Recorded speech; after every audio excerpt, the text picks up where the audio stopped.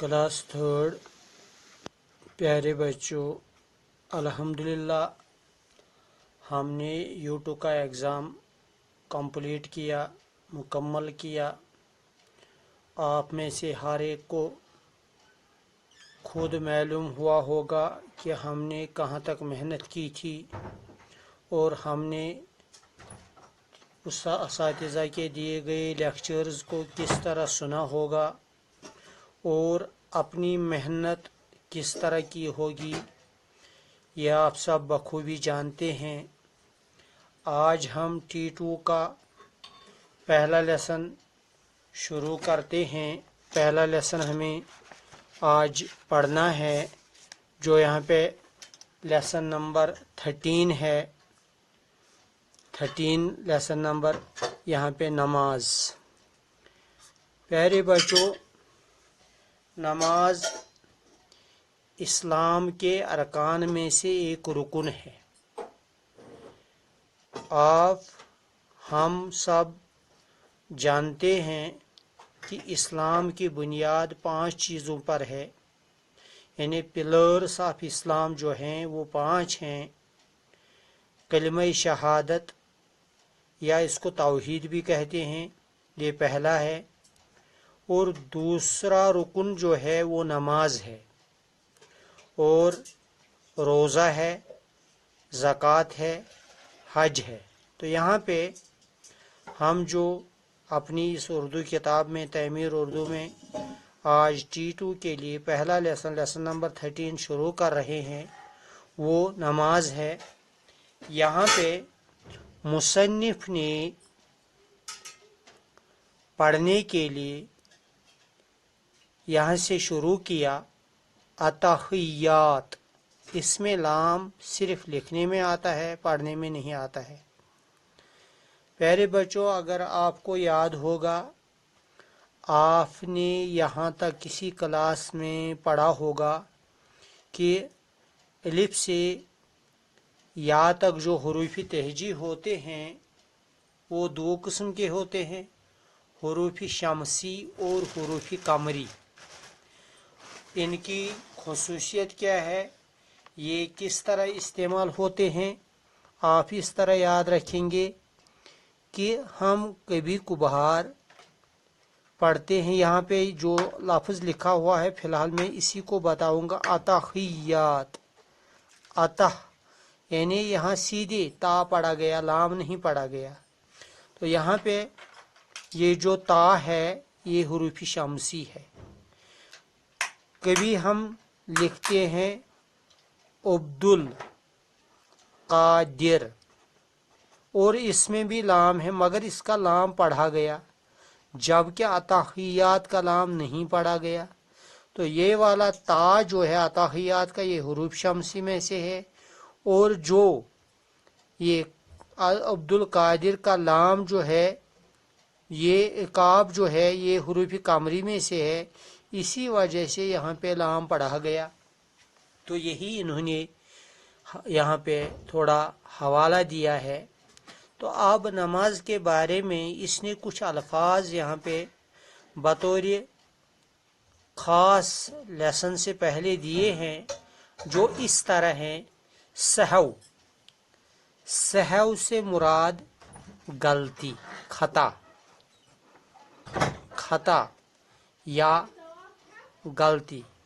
जो नमाज में कहीं सह हो जाता है, कहीं कोई इंसान कुछ भूल जाता है, तो उसको सहव कहते हैं। इसके लिए 2 सजदे दिए जाते हैं, वो इंशाल्लाह हम लेसन में पढ़ेंगे। और दूसरा लफ्ज़ जो यहाँ पे लिखा हुआ है अरकान, अरकान है रुकुन की जमा, रुकुन की जमा, यानी जिसको हम सुतून भी कहते हैं, पिलर भी कहते हैं। आप ये यहाँ पे याद रखेंगे, क्योंकि असबाक में से आपके लिए अल्फाज हैं ये वाहिद जमा। यहाँ पे रुकुन, अरकान, ये आप याद रखेंगे।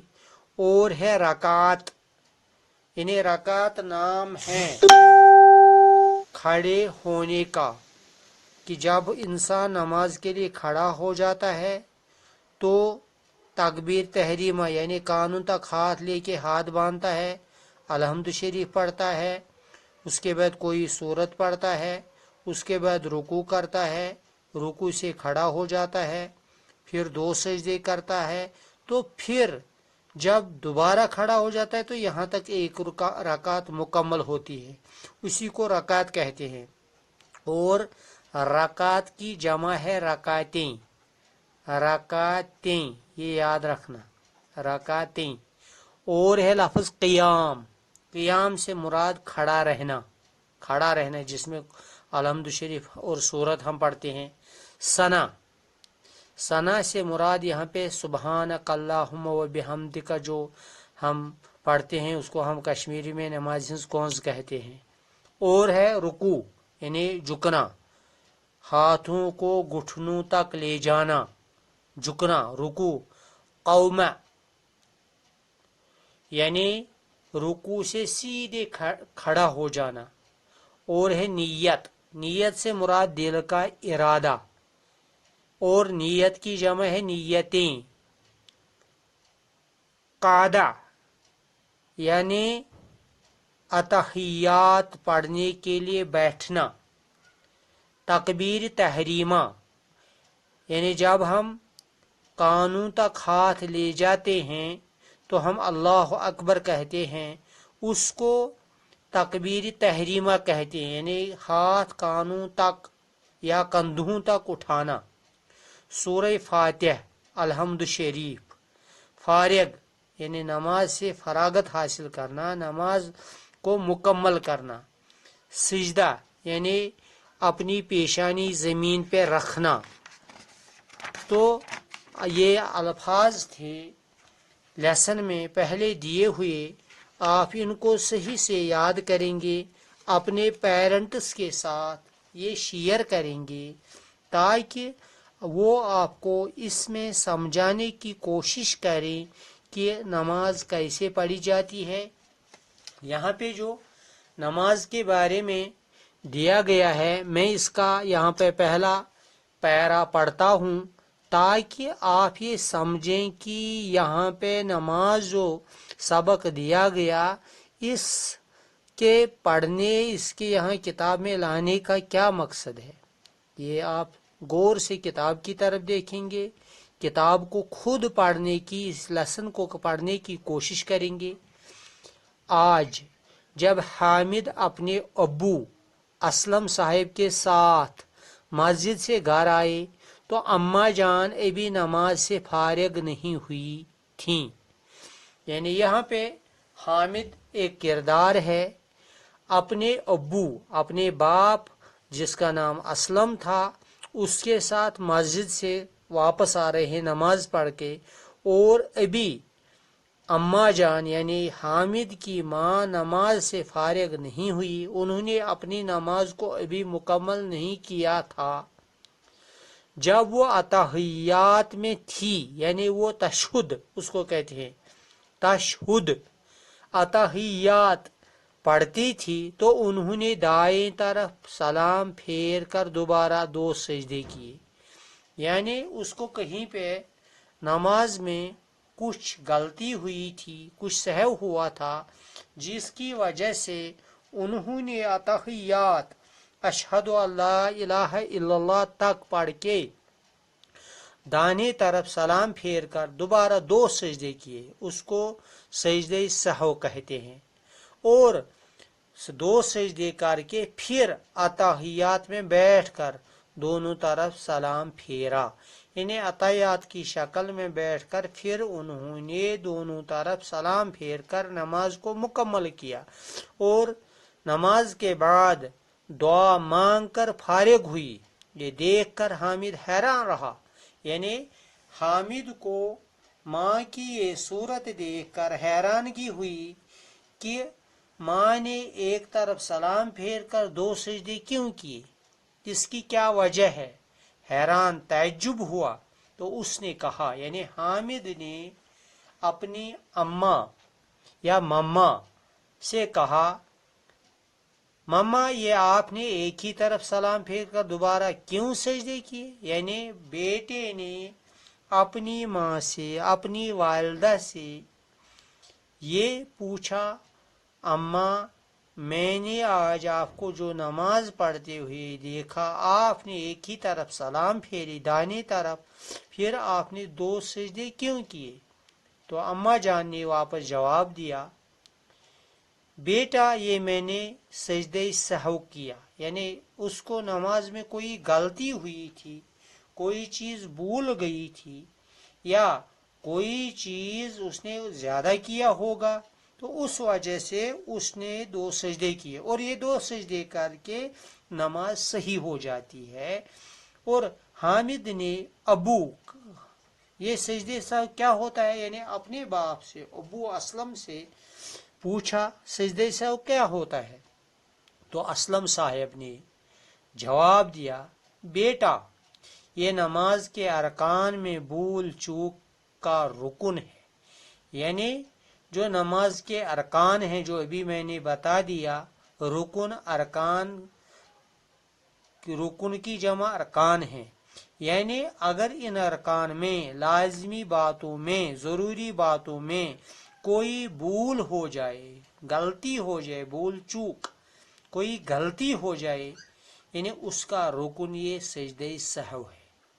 यानी नमाज में अगर कुछ पढ़ना भूल जाए या गलत पढ़ ले या रकात की तादाद भूल जाए तो सजदे सहव करके नमाज पूरी कर देते हैं। यानी उस कमी को पूरा करके इंसान सजदे सहव देता है। तो सहव के माने हैं भूल चूक के। अबू हामिद ने कहा, अबू आपने नमाज के अरकान कहा, ये क्या होते हैं? यानी हामिद ने अपने बाप से सवाल पूछा, अबू जान ये नमाज के अरकान क्या होते हैं, यानी रुकन, ये इससे मुराद क्या है? तो बाप ने बेटे को समझाते हुए जवाब दिया, बेटा अरकान रुकन की जमा है। रुकन तो मैंने पहले ही बता दिया, सतून को कहते हैं, पिलर को कहते हैं, जरूरी बात को कहते हैं। तो रुकन के बहुत से माने हैं, यानी इसके माने बहुत हैं, लेकिन नमाज में अरकान उन चीज़ों को कहते हैं, यानी नमाज में वो चीज़ें, लाजमी चीज़ें जिनको अरकान कहा जाता है, जिन पर ख़ास ख़ास दीनी मसाइल की बुनियाद हो, यानी जिस पर ख़ास दीनी मसाइल बयान हुए हो, नमाज के अरकान हैं। यानी यहाँ पे नमाज के अरकान उन्होंने जो बयान किए, नमाज की नीयत करने के बाद हम कानों तक हाथ उठाते हैं, यानी जब हम दिल से नमाज का इरादा करते हैं तो हम अपने दोनों हाथ कानों तक उठाते हैं और अल्लाह अकबर कहते हैं। इसको तकबीर तहरीमा कहा जाता है। यानी इस तकबीर से नमाज के बगैर बाकी सब चीज़ें, जैसे खाना पीना, मुंह में कोई चीज़ चबाना या रखना, दाने बाने, दाएं बाएं देखना, बातें करना, हंसना, सब नाजायज़ और हराम बन जाता है। यानी जो चीज़ें हम नमाज से बाहर जायज़ समझते हैं उनको नमाज के अंदर जायज़ नहीं समझते हैं, तो ये चीज़ें नमाज में करना जायज़ नहीं है, तो इनसे बचना चाहिए। तो प्यारे बच्चों, आप एक बात यहाँ पे याद रखें, नमाज के जो अरकान हैं 2 तरह के हैं। उनमें एक है शराइत और दूसरे हैं अरकान। शराइत नमाज से पहले, नमाज शुरू करने से पहले जो है वो ज़रूरी हैं, उनको शराइत कहा जाता है। और जब हम तकबीर तहरीमा अल्लाह अकबर कहते हैं तो उनको अरकान कहा जाता है। तो उन अरकान को नमाज के अंदर पूरा किया जाता है। तो इंशाअल्लाह कभी या अगले वाले लेसन में आपको कोशिश करेंगे, इन अरकान को तफसील से बताएंगे, मगर आप यहाँ पे मुख्तसरन ये याद रखेंगे, नमाज में से पहले जो बातें लाजमी हैं, ज़रूरी हैं, उनको शराइत कहा जाता है, जिनमें पाकी, बदन का पाक होना, कपड़ों का पाक होना, यानी जो कपड़े पहने हुए हो, और जगह का पाक होना, यानी उस जगह जिस जगह हम नमाज पढ़ेंगे किबले की तरफ मुँह करना, قبلے کی طرف منہ کرنا، نماز کا وقت ہونا اور اللہ اکبر کہنا، یعنی یہ چیزیں وہ ہیں جو لازمی ہیں، جن کو ہمیں ذہن میں رکھتے ہوئے پورا کرنا ہے، اس کے بعد ہم نماز ادا کر سکتے ہیں۔ پیارے بچوں، انشاءاللہ اس کا آدھا حصہ ہم کل پڑھیں گے، تو انشاءاللہ اس کا لیکچر دوسرا ہوگا۔ وما علینا الا البلاغ۔